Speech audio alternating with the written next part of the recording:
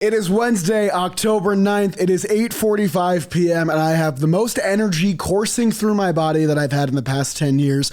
The New York Mets have won the National League Division Series in 4 games, 3 games to 1. They win Game 4 by a final score of 4-1, and they're moving on deeper in the playoffs than they have been since 2015.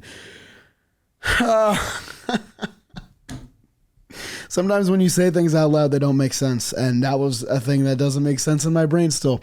This team was 22-33. They were down and out. They were thinking about selling at the trade deadline. And now they're in the National League Championship Series. None of it feels real. And I'm sure that you probably feel the same way. And this game, honestly, this game was really frustrating. This was a really frustrating game to watch. It honestly didn't feel like the game that they were going to clinch on. We'll go through the motion of it really quick. The Mets have bases loaded in the first 2 innings against Ranger Suarez. Ranger Suarez made me eat my words a little bit. I had been spouting all week that if the Mets won Game 3, I was so confident that they were going to use Zach Wheeler on short rest in this game. And Rob Thompson said, no, we're going to go with Ranger Suarez, our guy that has been a postseason performer many times in the past. And I thought early on, he's going to eat those words because the Mets loaded the bases with 1 out for Iglesias and JD Martinez in the first. Both of them go waving at curveballs. Then in the second, they load the bases for Brandon Nimmo, who grounds out to first after a couple strikeouts. The game got off to just a really bad start for the Mets, and luckily, Jose Quintana was on the mound. If you can't tell, I'm battling a pretty lost voice here. Jose Quintana was on the mound negotiating a lot of traffic, but he looked great again. He only allowed 1 run. It was on the 4th inning on this little dribbler from Alec Boehm that kind of fell into no man's land. Vientos had no play. He bobbles it, gets no out. The run is unearned. So at the end of the day, Jose Quintana, 2 postseason starts, 11 innings, no earned runs. Hell yeah, that's awesome. Didn't have that in my book going into this playoff run. Whatever. The Mets run into a little bit of hairy trouble in the 6th inning after they squander yet another base runner on a Lindor leadoff double and a Vientos walk in the 5th. We're in the 6th now. It's a Bryce Harper double because Quintana's pitching to him.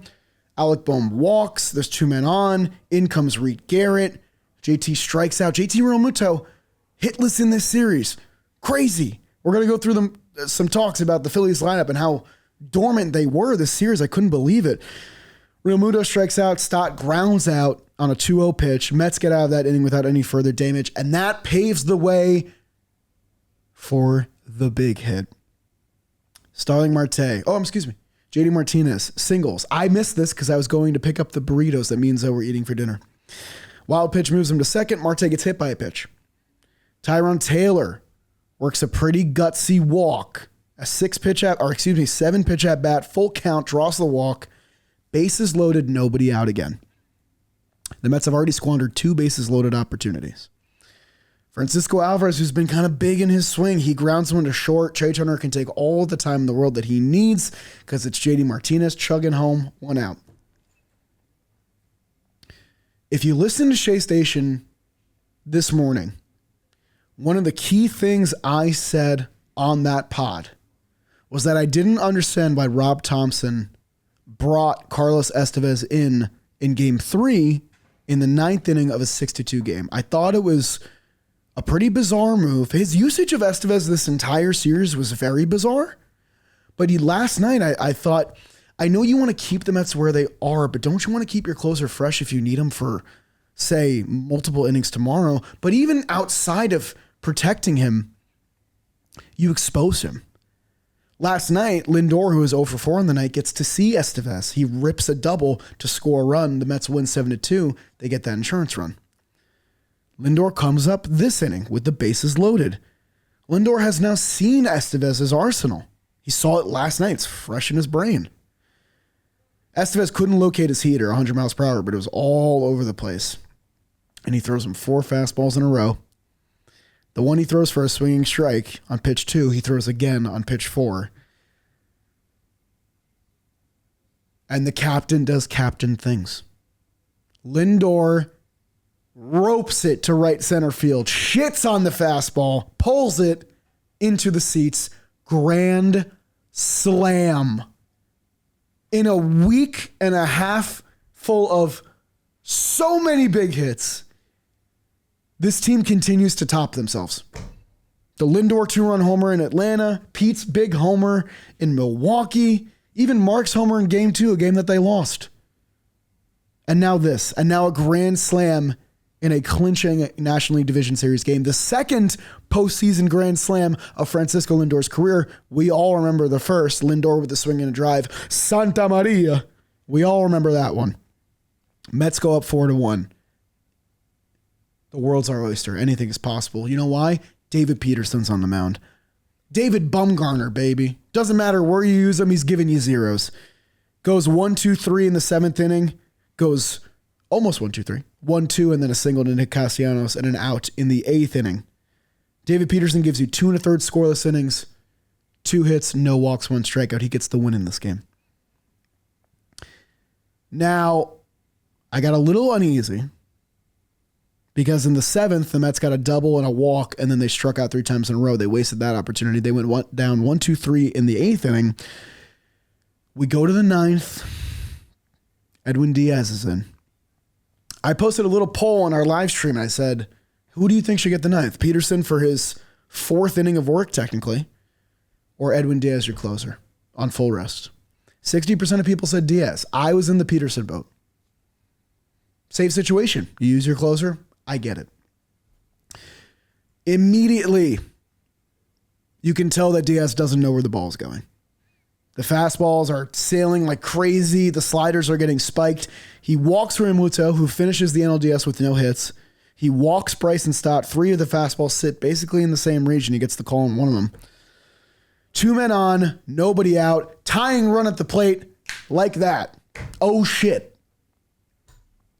Cody Clemens steps up. And Diaz says, all right. Fastballs it is. He throws 2 fastballs, 1 in the zone, 1 out. He tries a slider. He almost hits Clemens with it. So he says, fastballs it is, and just pours him in the zone. Hey, Cody Clemens, if you beat me, you beat me, except you didn't beat me. Strikeout. There's 1 out.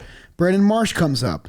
I made note that he'd been working a lot of at-bats, not really getting results, but he's always due for kind of a pesky at-bat. He gets a hold of a fastball, 100 miles per hour off the bat in the exit velocity, but it's a fly out to center field, 336 feet, 2 outs.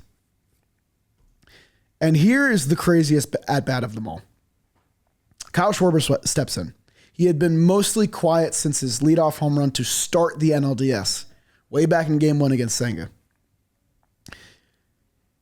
I wanted them to pull Diaz, because in my head I'm saying, okay, you've now only thrown fastballs to 2 straight hitters. You got 2 outs, but Kyle Schwarber's not stupid.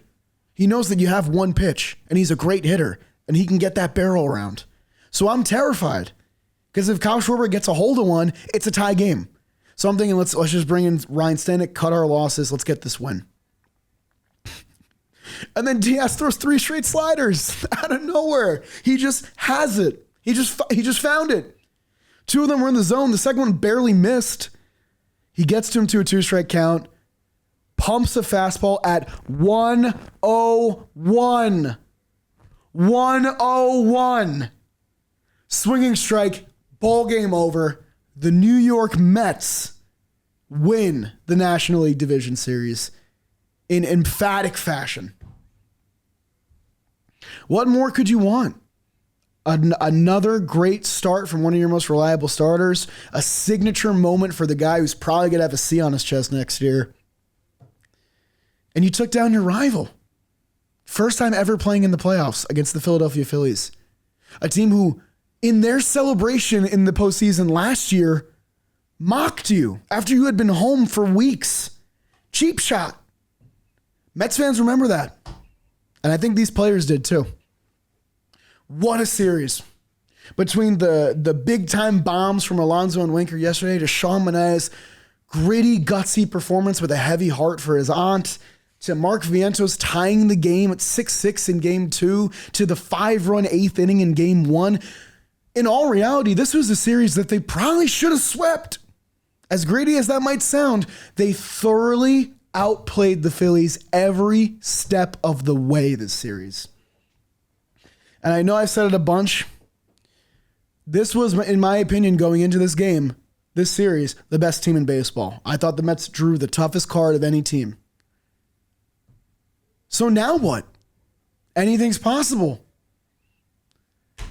I'm looking at the TV over here that's got the replays of the players crying and celebrating. These guys deserve it, man. 22-33, 0-5. These kind of seasons just don't happen. They just don't happen.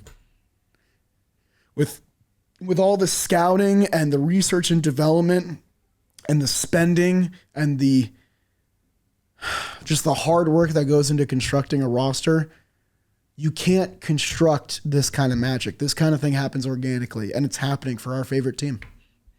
It is, right before our very eyes. I tweeted this out before, but I'm going to say it here too. I'm going to watch highlights of the 2024 Mets for the rest of my life. I can't wait to see what they do next. So when the hell is game 1 anyway, right? I don't even know when this team plays next. They play on Sunday. It'll be a road game against the West Coast team, but this team on October 13th, 2 weeks into October, this team is still playing baseball. I don't know. I got no words. New podcast tomorrow, right here on Shea Station. Please subscribe if you haven't already. We're busting our ass because we've been waiting for a run like this, and it's finally here. Bringing you guys content as fast and as quickly as I can because I love it, and I love this channel. I love this fan base. Just so thankful. Can't wait to see what they do next. 8 wins. 8 wins is all that separates the 2024 Mets, who had Grimace as their rallying cry, who were 0-5, who had a wiener dog named Glizzy Iggy, who had a Latin pop star second baseman, who had a third baseman that became one of the best in the league, even though they demoted him for the first 6 weeks of the season, who had a first baseman that they wanted ran out of town until he came up with that big hit, a rotation full of question marks, a closer worth $20 million that they can barely trust. 8 more wins separates them from permanent history in baseball. Let's go, Mets.